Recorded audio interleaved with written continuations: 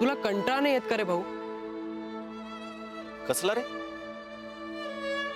असं घाबरत जगण्याचा. घाबरत नाही रे मी. इतरांना काय वाटेल याचा विचार करतो. तुला काय वाटतं याचा विचार केलायस कधी? त्याने काही बदलणार आहे का? म्हणून विचारच करायचा नाही का? विचार केला नाही की त्रास कमी होतो. नामस्मरणात लक्ष घालायचं बस. आता तू मठाधिपती झाल्यावर मला नाही व्हायचं मठाधिपती.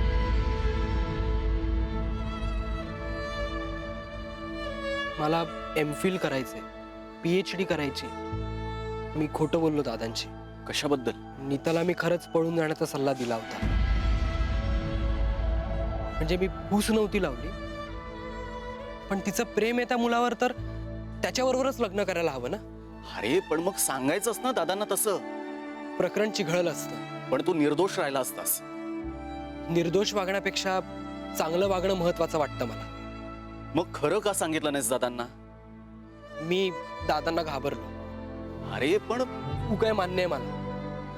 मी लपवलं असलं तरी मी केलंय ते बरोबर आहे हे माहिती आहे मला.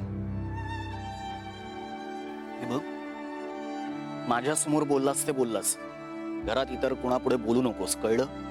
तेच ना, आपल्याला लपवावं लागतं सगळं. कारण दादांचं सगळं ठरलेलं असतं. ते तत्वानं वागतात, धर्मानं वागतात. भीती वाटते त्यांची, आणि भीती वाटते त्यामुळे खोटं बोलतो आपण. मला नाही भीती वाटत दादांची. कारण तुझ्यासाठी दादा म्हणतील तीच पूर्व दिशा असते. का तुझ्यासाठी नाहीये?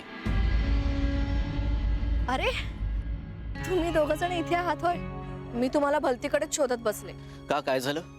माईंनी बोलवलंय. का? मलाही नीटचं काही माहित नाहीये.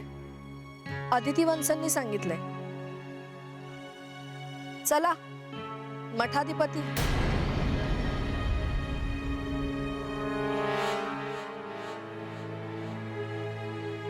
तुम्ही वा पुढे, मी आलोच.